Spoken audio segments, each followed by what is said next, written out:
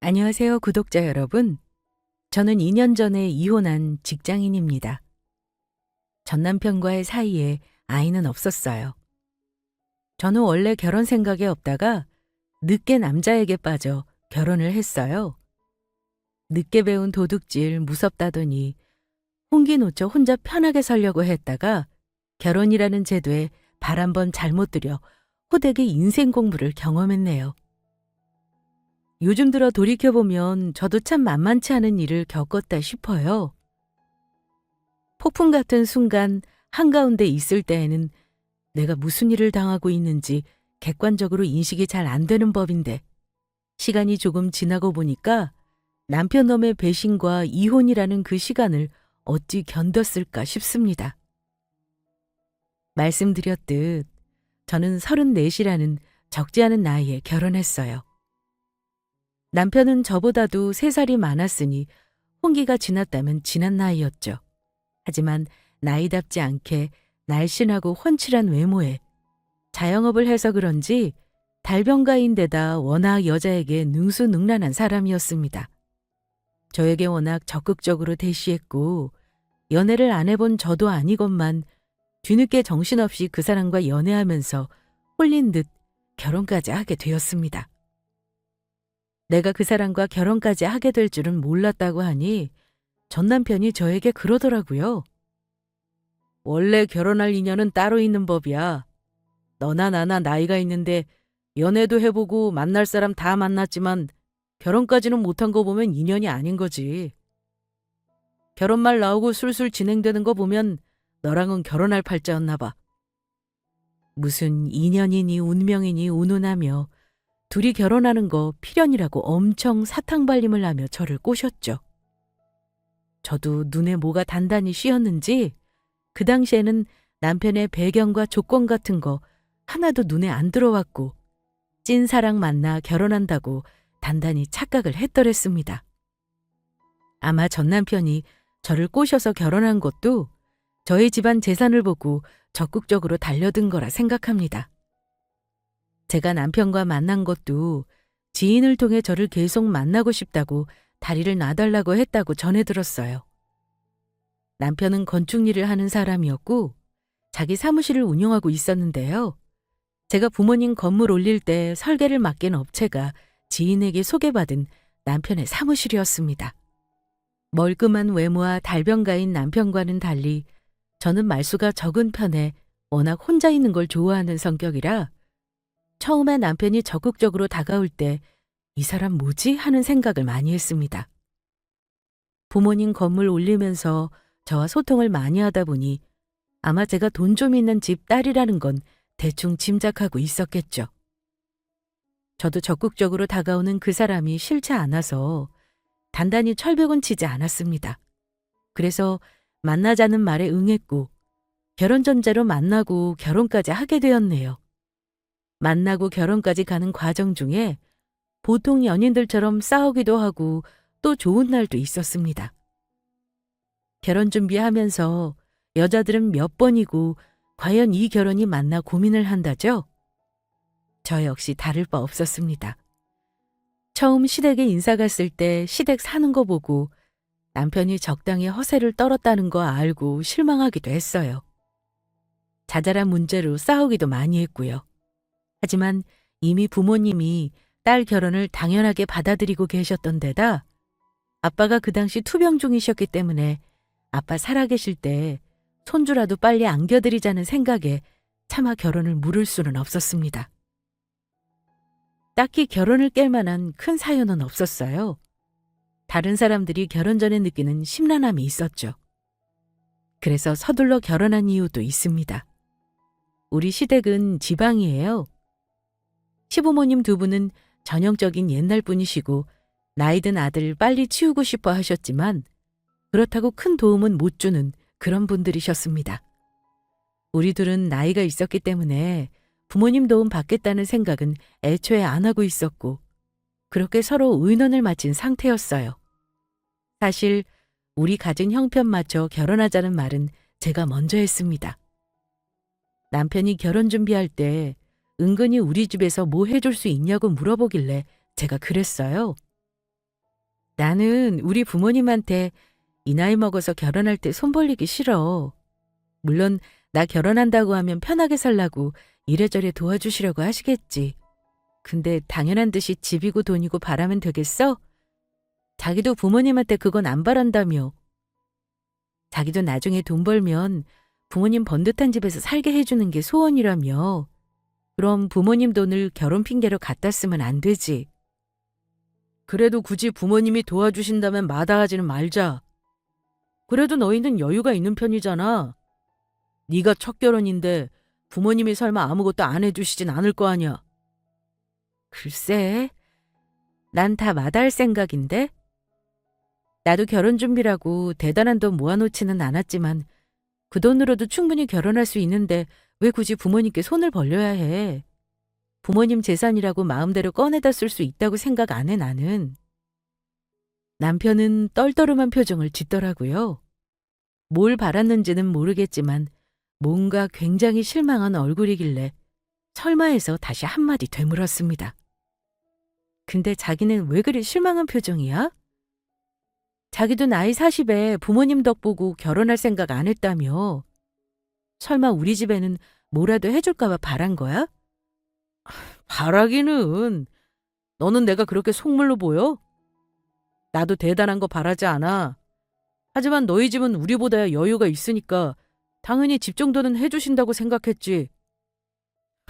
그럼 뭐, 네 말이 맞아. 최대한 부모님 도움 안 받는 걸로 하고 결혼하자.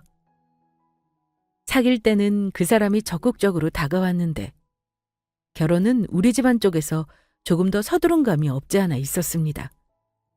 제가 결혼할 생각이 없어 보이는 줄 알고 포기하고 계셨던 부모님은 사윗감이 생기자마자 엄청 서두르셨거든요. 버젓이 건축사 사무실 운영하는 데다가 돈벌이도 괜찮아 보이니까 딸 고생시키겠다는 생각은 안 하셨고 상견례 때도 남편 쪽 부모님이 나이가 많아서 걱정은 하셨지만 지방에서 올라올 생각 없으시다는 말에 안심하시고 결혼 허락하셨습니다. 아빠가 많이 아프시다 보니 저 시집 보내는 일을 무슨 사명으로 여기시는 듯 했어요. 어쨌든 결혼까지 크게 무리 없이 진행했고 정말 감사하게도 결혼하고 나서 반년 만에 아이를 가졌습니다. 결혼하자마자 바로 아이를 가지니 양가 집안에서도 얼마나 좋아하셨는지 모릅니다. 특히 아빠는 간암 말기 투병을 거의 3년째 하시는 동안 몸이 많이 안 좋아지셨고 앞으로 얼마나 자식들 옆에 버티고 있어 주실지 모르는 상황이라 저는 더 기뻤습니다. 하지만 기쁨은 오래가지 못했습니다. 임신한 이후 제가 남편 때문에 크게 충격을 받고 유산을 해버린 사건이 있었기 때문입니다. 임신 초반에 남편이 말도 없이 외박을 했던 일이 있었습니다. 저는 이유 없는 외박은 없다고 생각하는 사람이에요. 워낙 사람 좋아하고 술 좋아하는 사람인 건 알고 있었지만 결혼 전에는 여자 때문에 저를 속상하게 한 적은 없는 사람이었습니다. 업체 사람들과 회식이 잦은 편이었지만 연애할 때만 해도 남편은 늘 저에게 전화로 어디 있는지 알렸고 집에 들어가면 아무리 늦은 시간이라고 해도 문자라도 남기는 사람이었습니다. 그런데 남편이 그날따라 초저녁부터 연락두절이 되더라고요. 12시까지는 그런가 보다 하고 기다렸습니다. 그런데 그거 아시죠? 한번 걱정하기 시작하면 꼬리에 꼬리를 물고 걱정이 어마무시한 상상으로 이어지면서 혹시 무슨 일이 있나 하고 나중에는 화가 아니라 노심초사 기다리게 되는 거요. 1시가 지나고 2시가 지나도 사람이 연락이 안 되니 저는 잠도 못 자고 추운 날 집 밖에 나가보기까지 하면서 기다렸습니다. 혹시 이 사람이 추운데 술 마시고 오다가 바닥에 쓰러졌나 싶어서 온 동네를 한 바퀴 돌아보기도 했어요. 그렇게 나가보기를 몇 번째. 남편은 새벽 어스름이 밝아오도록 귀가하지 않았습니다. 저는 집에서 기다리는데 너무 걱정이 돼서 울기까지 했어요. 그런데 아침 8시가 다 된 시간에 남편이 술 냄새를 잔뜩 풍기면서 들어오더라고요. 그런데 제가 잠도 안 자고 기다리는 걸 보면서 미안해하기는커녕 잔뜩 얼굴을 찌푸리고 있더라고요. 당신 대체 뭐야? 사람 집에서 기다리고 있는데 연락도 없이 이 시간에 오는 법이 어딨어. 내가 밤새 얼마나 걱정한 줄 알아? 늦게 오면 늦게 온다 연락이라도 해줬어야지. 남자가 술 마시다 보면 늦을 수도 있지. 그렇다고 설마 당신 잠도 안 자고 나 기다렸어? 전화를 무슨 몇십 통을 해. 술자리에서 전화받기 곤란할 수 있는 건 생각 안 해봤어? 잠깐 나와서 어디 있다 말이라도 해줬으면 이렇게까지 걱정 안 하지. 대체 어디 있었던 거야? 술집에서 밤새 누구랑 술을 먹었길래 아침에 들어오는 거야? 저는 최소한 누구와 어디서 뭘 하다 외박을 했는지 알고 싶었지만 어쩐지 남편은 솔직하지 않은 모습이었습니다. 남자가 일 때문에 만나는 사람을 뭘 다 속속들이 알려고 하냐며 숨막히게 하지 말라고 하더라고요. 그날 남편과 크게 다투었는데 아마도 그게 저에게 큰 스트레스였나 봅니다. 싸우고 나서 그날 하혈을 했고 너무 놀란 저는 혼자 급하게 병원에 갔다가 아기 집 안에 아기가 심장이 뛰지 않는다는 소리를 들어야 했습니다. 초기 계류 유산이 되어버린 거죠. 물론 남편과 다툼이 없었어도 유산될 아이였다면 유산되었을 거라 생각해요. 하지만 하필 싸우고 난 직후 이런 일이 있고 보니 남편이 미운 건 어쩔 수 없더라고요. 계류 유산하고 소파 수술까지 했는데 남편은 아이가 유산된 건 제 나이 탓을 했고 저에게 여전히 미안한 기색은 없었습니다. 양가 부모님에게 유산 소식을 알릴 때 얼마나 입이 안 떨어졌는지 몰라요. 이혼한 지금이야 아이가 없는 것이 그나마 다행이라는 생각을 하지만 그때는 세상에서 제가 제일 불행한 여자로 느껴지더라고요.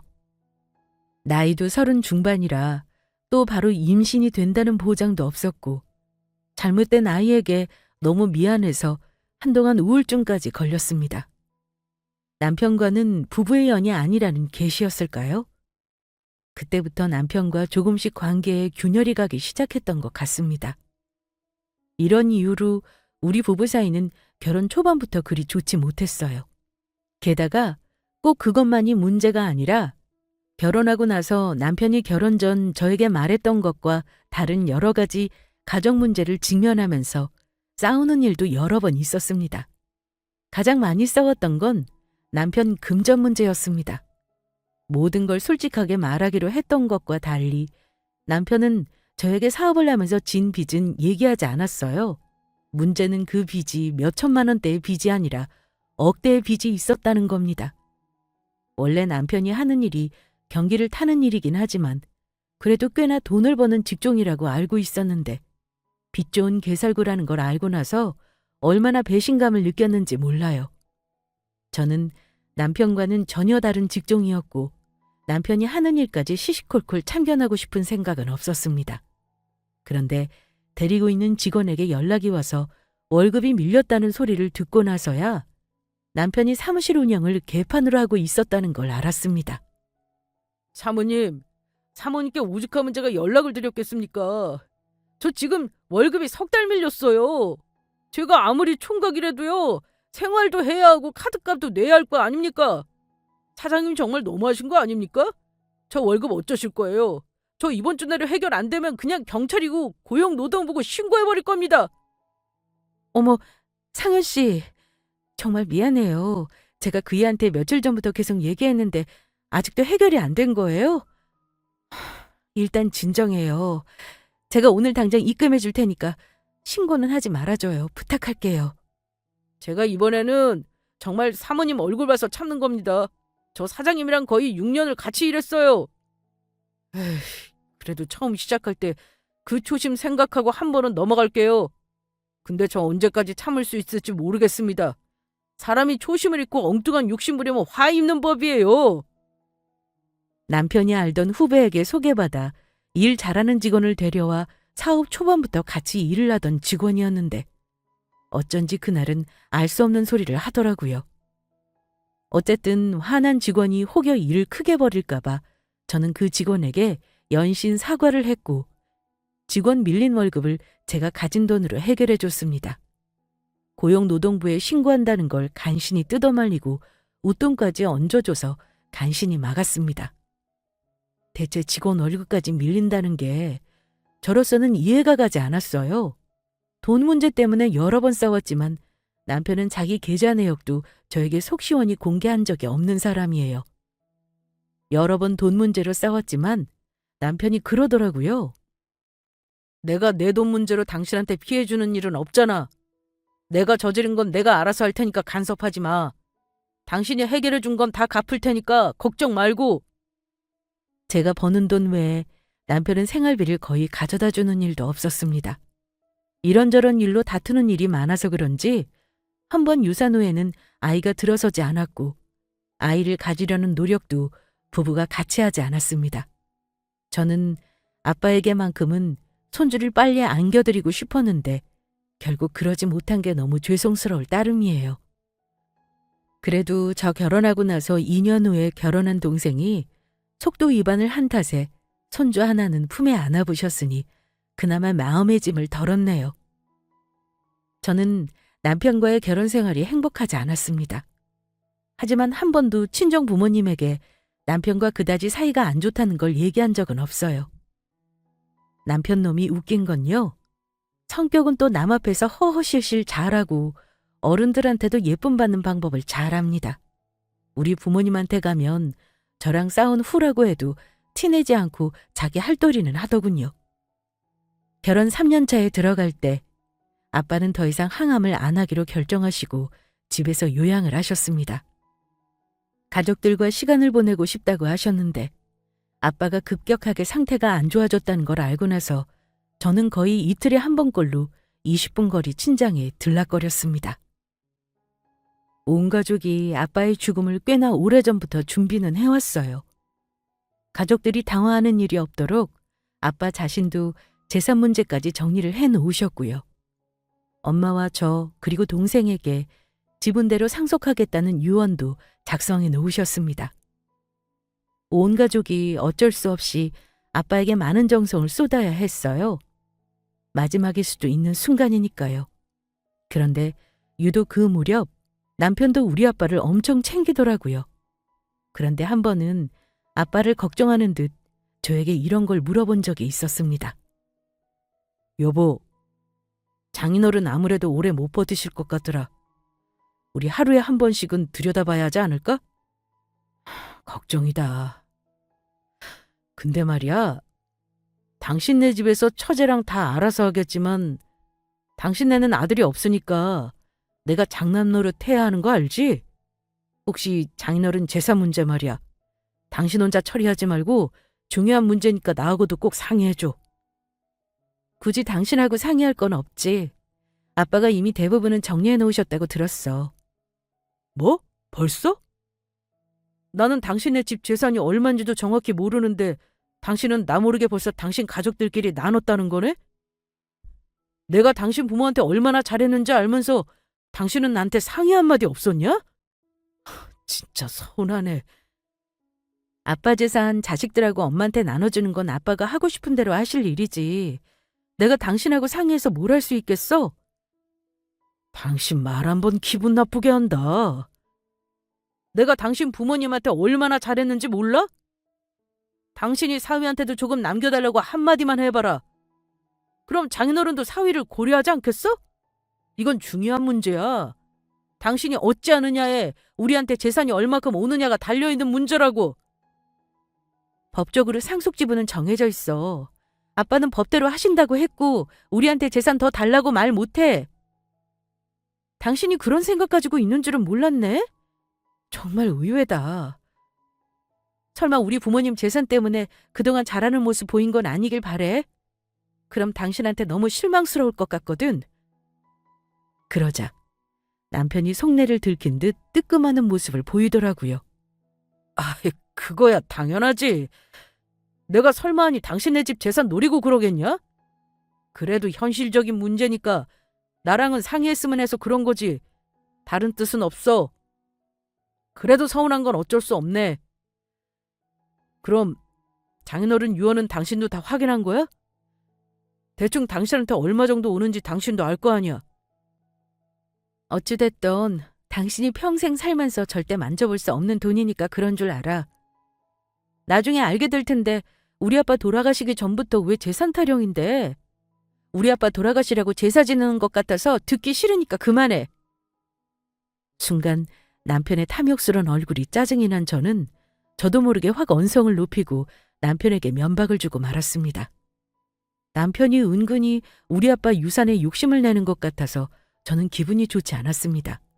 물론 변물생심이라고 당연히 자기와 가장 가까운 아내가 유산을 상속받았으니 재물에 욕심을 낼 수는 있죠.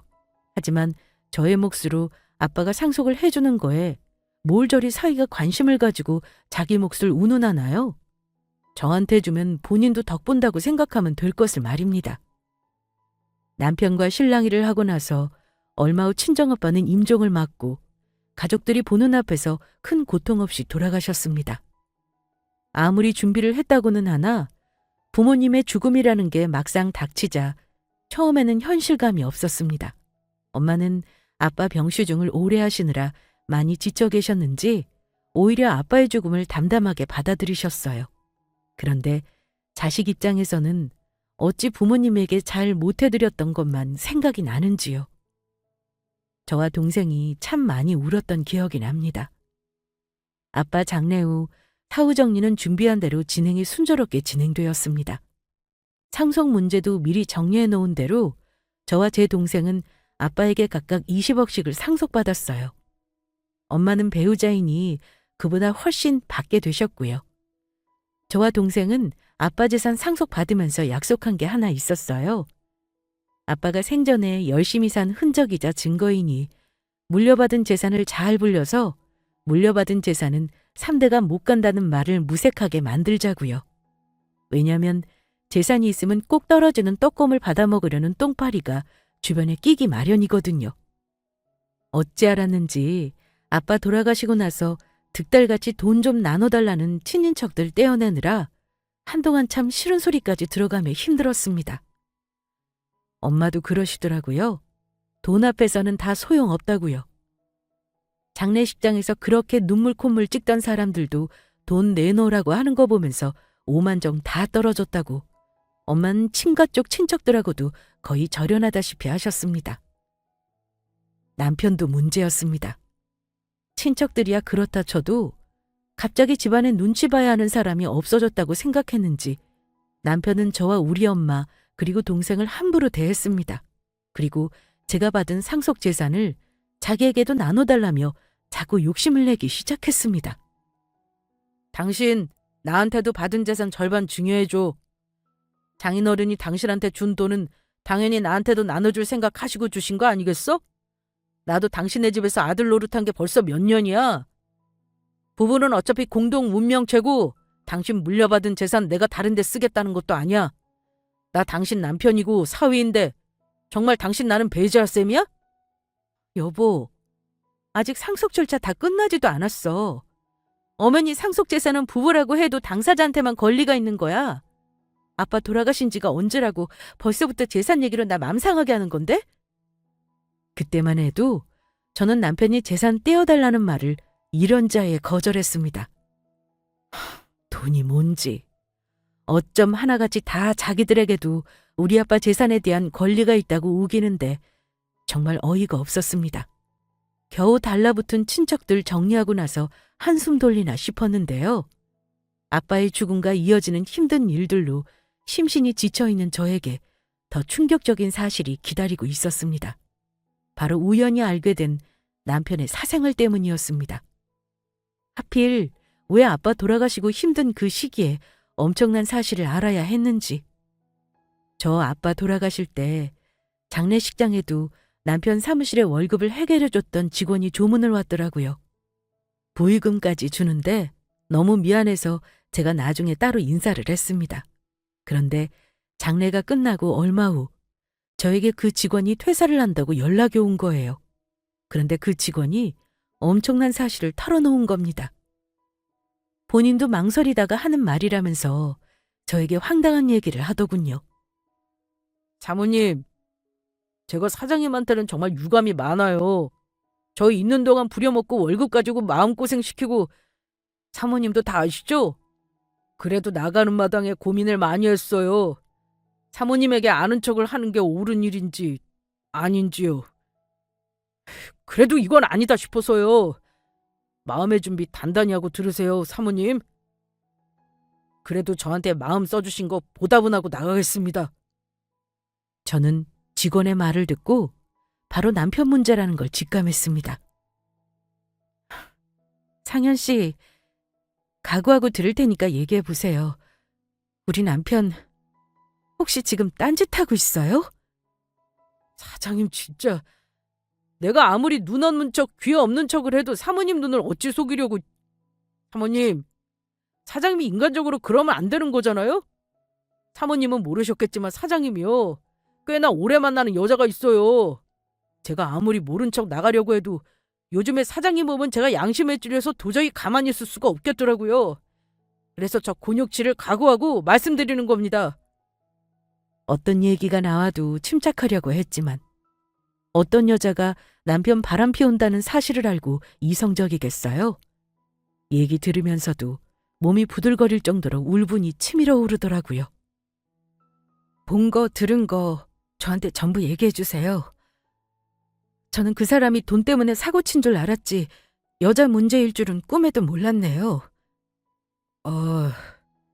사모님 정말 모르셨구나. 사모님께는 죄송한 얘긴데요. 결혼 전부터 사장님 꽤나 깊은 관계 갔던 여자예요. 그 여자 예전에 사장님이 일하던 설계 사무실에서 같이 일하던 여자라던데요. 결혼하신다길래 정리했나 보다 했더니 나중에 아주 대놓고 만나고 심지어 사무실에도 들락거리면서 탕비실에서 시시덕거리더라고요. 제가 무슨 투명인간입니까? 아참, 최근에 사모님 집에 상당하셨죠? 듣자니 저한테 사모님 재산 곧 자기한테 올 거라고 엄청 자랑질을 하던데 그 돈으로 뭐 하려는지 아세요? 글쎄 지금 바람 피우는 그 여자랑 같이 살 아파트를 사놓는다네요. 사모님이 상속받은 재산 자기 이름으로 돌려놓는 거 시간 문제라고 조금만 참으면 새 출발할 수 있다고 개소리를 하더라고요. 내가 아무리 돈이 급해도 도저히 그런 인간 밑에서 일을 못하겠다 싶어서 제 발로 걸어 나오는 겁니다. 사모님, 정신 바짝 차리고 대처하세요. 저는 회사 직원이 그동안 틈틈이 모아놨다던 녹음 파일과 둘의 모습이 담긴 사진을 외도 증거 자료로 넘겨받았습니다. 남편의 외도를 몰랐던 저에게는 큰 힘이 되는 자료였죠. 들어보니 저와 결혼하기 전부터 만난 건 확실하더라고요. 저는 외도 사실을 알고 나서야 남편의 이상한 행동들이 눈에 들어오기 시작했습니다. 신혼 때부터 하루 종일 연락두절되거나 주말에 나가서 늦게 들어오기도 하고 낯선 샴푸 향을 풍기거나 했던 일들이요. 그런데 외도 증거를 눈으로 직접 보고 나니까 이건 뭐 의심의 여지가 없더라고요. 결혼 전부터 알던 여자를 정리하지도 않고 심지어 결혼 후에도 계속 관계를 지속했다는 것이 너무 큰 배신감으로 다가왔습니다. 제가 그 직원에게 밀린 월급을 줬던 선행이 저에게 이렇게 되돌아오더군요. 그 후 남편에게 오래 일한 그 직원이 제 발로 회사를 나가는 바람에 다른 직원을 구한다고 얘기를 들었는데요. 황당하게도 새로 구한다는 직원이 바로 상간녀더라고요. 그 사실을 알고 나서 어찌나 기가 차던지요. 아주 바람이 오래되니 눈에 뵈는 게 없더라고요.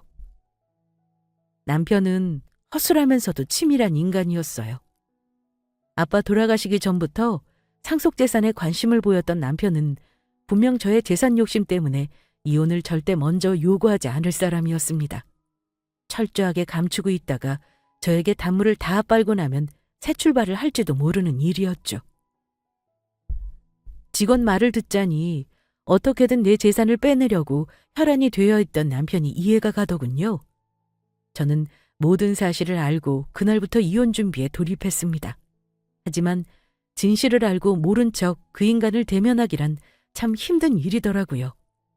자고 있는 그 인간 목을 조르고 싶은 충동을 느낀 적이 한두 번이 아니었습니다. 그런데 남편 놈은 그 급한 성미를 참지 못하고 아빠 상속 절차가 개시되자마자 저에게 또 보채기 시작했습니다. 언제쯤 통장에 현금이 박히냐는 둥 돈을 그대로 통장에 넣어놓고 있는 게 제일 바보 같은 짓이라면서 저를 살살 구슬리더라고요. 그날은 제가 소장 접수 절차만 남겨두고 변호사 사무실에서 모든 서류를 마무리하고 온 날이었는데요. 아주 날을 잡았는지 남편이 작정하고 저에게 할 말이 있다고 하더라고요.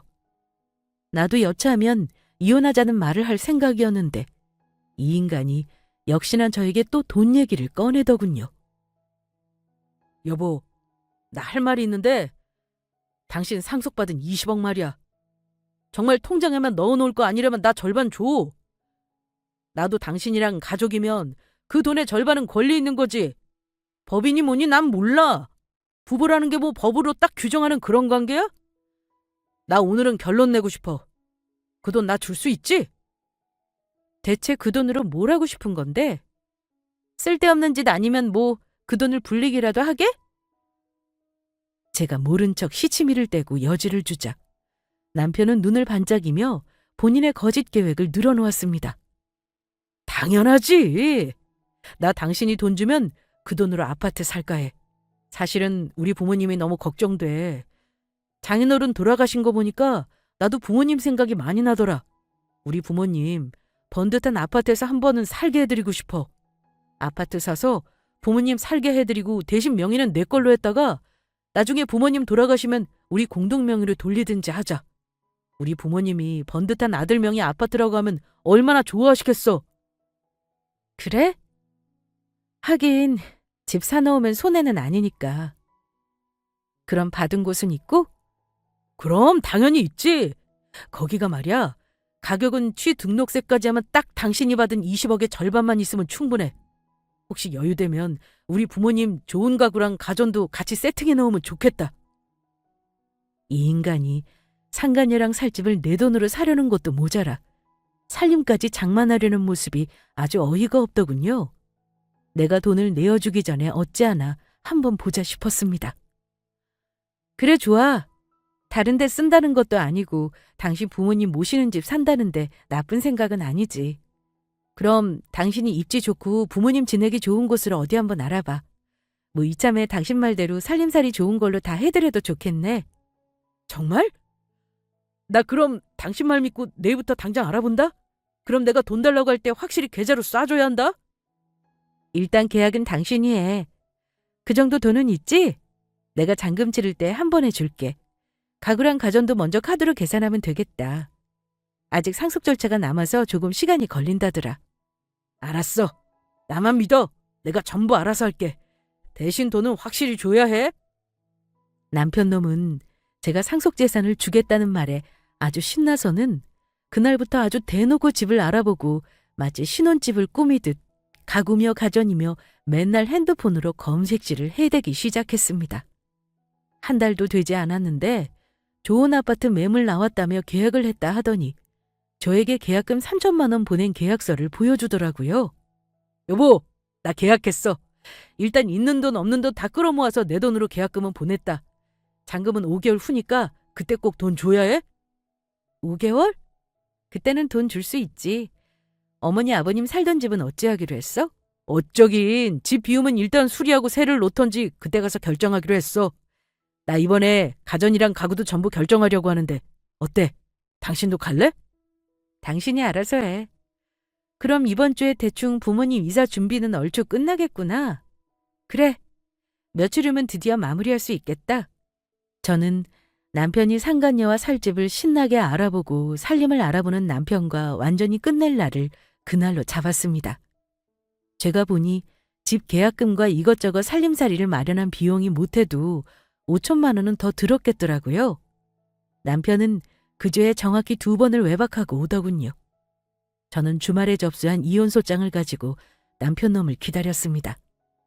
사무실 문 여는 날도 아닌데 아주 신나게 살림살이 쇼핑을 하고 왔는지 오자마자 들뜬 얼굴로 저에게 이러더군요. 여보, 나 오늘 카드만 얼마 쓴 줄 알아? 다음날 결제 금액 장난 아닐 것 같은데 일부라도 좀 줄 수 있어? 일단 당신 말 믿고 지르긴 했는데 카드값이 문제네. 저는 들뜬 표정의 남편에게 정색하고 말했어요. 카드값? 당신 카드값을 내가 왜 줘야 해? 당신 쓰려고 산 건데 내가 내줄 필요 없을 것 같은데? 당신 갑자기 무슨 뚱딴지 같은 소리야. 이제 유산 상속 절차 다 끝난 거 아니었어? 그러지 말고 당신 돈 나 미리 좀 주면 안 될까? 나 3천만 원도 진짜 힘들게 마련했단 말이야. 어찌 안 될까? 당신도 나한테 절반 권리 있다는 건 당신도 인정했잖아. 나 그거 녹음까지 해놨다. 혹시 당신이 시침이 뗄까봐 말이야. 남편 놈의 뻔뻔한 거짓말을 보는데 더 이상은 못 참겠다 싶었습니다. 저는 그 인간 앞에 서류를 집어던지면서 말했습니다. 그래? 녹음까지 해놓으셨어? 글쎄, 내가 당신한테 내 돈을 줘야 할 이유가 없는 것 같아서 말이야. 그건 가족일 때나 가능한 얘기지. 남남이라면 얘기가 다르잖아? 자, 서류나 보고 말해. 이게 뭐야? 돈 달라니까 왜 서류 뭉치를 주는 건데? 남편 놈은 제가 던진 서류를 열어보고는 사색이 되더군요. 상간녀 소장과 이혼 소장을 보더니 당연히 놀랄만 했죠. 여보, 이게 뭐야? 이혼? 이혼이라니? 갑자기 이혼하자는 게 대체 무슨 이유야? 내가 무슨 잘못을 했길래 소송을 걸겠다는 건데? 나 당신한테 잘못한 거 없어. 보면 몰라? 당신이 딴 년하고 바람나서 재미 보고 사는데 내가 내 돈을 왜 당신한테 주겠어? 당연히 이혼이지? 당신 참 대단해. 나랑 결혼하기 전부터 내연관계를 계속 지속하느라 머리 깨나 아팠겠던데 이제는 맘 편히 나랑 이혼하고 실컷 좋아하는 년이랑 살지 그래? 뭐? 내 돈의 권리가 절반이 있다고? 참 뻔뻔하다. 뒤에서 헛짓거리하면서 나한테 그러고 싶었니? 당신 이거 모함이야! 지금이라도 내 핸드폰 줄 테니 다 뒤져봐. 증거도 없이 이혼 소송이 된다고 생각해? 내가 당신 두고 바람이 말이 되냐고! 난 절대 그런 적 없어! 발뺌은 늦었어. 당신 사무실에서 헛짓거리하는 거 창현 씨가 그만두면서 나한테 다 얘기해 준 거니까. 증거? 차고 넘치니까 걱정 마. 나한테 돈 넘겨받으면 그년이랑 같이 살 집에서 새 출발하려던 계획 모를 줄 알아? 녹음한 파일 내가 지금 당신 앞에서 들려줘야 인정할 거니? 어디까지 하나 두고 봤더니만 아주 혼자 설레발을 제대로 치더구만. 당신 내 돈으로 새 출발할 생각에 신났을 텐데 초쳐서 미안하고 어디 한번 잘 살아봐. 대신 나한테 줄 위자료는 제대로 마련해놔야 할 거야. 남편은 저에게 뭐라 대꾸도 못하고 자리에 털썩 주저앉더라고요. 그러더니만 오리발 작전에서 읍소 작전으로 변경을 하더군요. 무릎을 꿇더니 저에게 싹싹 비는 겁니다. 여보, 당신이 상현이 그 자식한테 들은 거 절반은 거짓말이야. 그 자식이 내가 월급 몇 달 밀린 거 앙심 품고 아주 작정하고 다 엿먹이는 거라고. 당신은 내 말을 믿어야지 생판 남 말을 믿어? 그래, 내가 여자한테 눈을 좀 돌린 건 맞아. 근데 절대 당신이 생각하는 그런 일은 없어. 내가 다 털어놓을게. 어? 내가 아파트 계약한 건 진짜 우리 부모님 모시려고 급하게 구한 거란 말이야. 당신이 지금 이래버리면 나 계약금 날리게 되는 거라고. 날리는 건 당신 사정이지. 뭐? 당신 부모님 모신다고? 나 어머니랑 엊그제 통화했어. 어머니는 전혀 모르시던데. 핑계를 대도 좀 그럴듯하게 대지 그랬어. 오늘 이후로 당신은 나랑 남남이야. 당장 짐 싸서 내 집에서 나가. 당장! 남편은 본인이 불리한 입장인 걸 아는지 계속 저를 설득하고 사과하며 상황을 바꿔보려 했지만 이미 소장은 법원에 들어가 있는 상황이었고 저는 소송을 그만둘 생각은 눈꼽만큼도 없었습니다. 웃긴 건 남편은 저에게 받을 돈으로 자기 사업 때문에 진 빚도 해결하려고 했더군요. 제 돈 믿고 여기저기 일도 많이 저질러 놓았는지 아주 망연자실하는 얼굴이었습니다. 이 인간아, 세상에 영원한 비밀이 있는 줄 아니? 당신이 주변 사람한테 덕도 없고 그런 짓을 하니 고스란히 돌려받는 거야. 나랑 결혼한 이유도 전부 내 조건 보고 했다는 거 나 다 이제 알았어. 참 오랜 시간 투자했을 텐데 수포로 돌아가서 어쩌니? 당신이 저지른 짓은 전부 책임지고 나 속이고 산 대가도 톡톡히 치를 각오나 해. 남편을 내쫓아버리고 저는 남편과 이혼 소송을 위해 주변 정리를 시작했습니다. 살고 있는 집에서 남편 짐을 모두 빼 사무실로 보내버렸고 상간녀에게도 위자료를 청구했고 문자로 각오하라는 내용을 보냈죠. 저를 절망으로 몰아넣었던 그 두 사람에게 제가 이번에는 복수할 시간이었습니다. 이혼 소송하면서 남편은 계속 저에게 잘못을 빌었습니다. 여자 문제를 정리하겠다고 헤어졌다는 개소리를 하기도 했고요. 하지만 다른 여자랑 놀아나다 온 남자를 받아줄 여자가 과연 있겠어요? 이혼 소송하면서 재판 기일에도 남편은 이혼을 인정하고 싶지 않아 했는데 아주 억울해 하더라고요. 저를 놓쳐서 억울한 게 아니라 외도를 들켜 제 돈을 놓친 걸 아주 억울해하는 모습이었습니다. 그리고 저에게 외도 사실을 알린 회사 직원을 어찌나 욕하던지요. 딱 그런 수준의 인간이었습니다. 사과하고 잘못을 빌던 것도 진심이 아니었다는 걸 딱 알겠더라고요. 남편 놈은 이혼을 원치 않았지만 유책 배우자가 무슨 수로 버티겠습니까? 그 후 결국 저는 이혼 소송에서 승소했습니다. 상간녀 소송은 그 뒤로도 몇 개월간 더 이어졌는데 다행히 증거가 워낙 명확해서 항소도 하지 않더군요. 저는 그 둘에게 각각 수천만 원에 달하는 위자료를 받고 더러운 인연을 완전히 끝냈습니다. 짧은 결혼 생활이었지만 잠시 왔다 간 아이도 있었고 추억이 아주 없는 것도 아니었습니다. 하지만 처음부터 남편 놈은 저에게 진심이 아니었죠. 그 후 건너 얘기를 들었는데 남편 놈은 바람 피우던 그 여자와 어쩐 일인지 새 출발은커녕 사무실까지 문을 닫고 본가로 내려갔다고만 들었습니다. 듣자니 누가 당첨된 로또 용지를 줬다 뺏긴 사람 마냥 거의 반패인으로 지낸다고 하더군요. 나쁜 의도는 절대 좋은 결말을 가져오지 않는다는 걸 제발 깨닫고 살길 바랄 뿐입니다. 저는 전 남편과 헤어지고 친정엄마와 함께 지내고 있어요. 엄마도 혼자 계시느니 저와 같이 사는 게 더 좋다고 이혼한 딸을 늘 감싸주십니다. 저는 아빠가 주신 유산 중 일부를 사회복지기관에 일부 기부했어요. 남편 놈에게 받은 위자료를 보태서요. 어쩐지 슬픈 돈이지만 좋은 일에 써서 없애고 싶더라고요. 그러고 나니까 왠지 홀가분한 기분이 들더라고요. 2년 지난 지금은 마음 편히 살고 있습니다. 전 남편 놈은 아직도 저와 이혼한 걸 억울해하고 있겠지만요. 저의 이혼 사연은 여기까지입니다. 우리 구독자분들은 저 같은 경험은 하지 마셨으면 하네요. 감사합니다.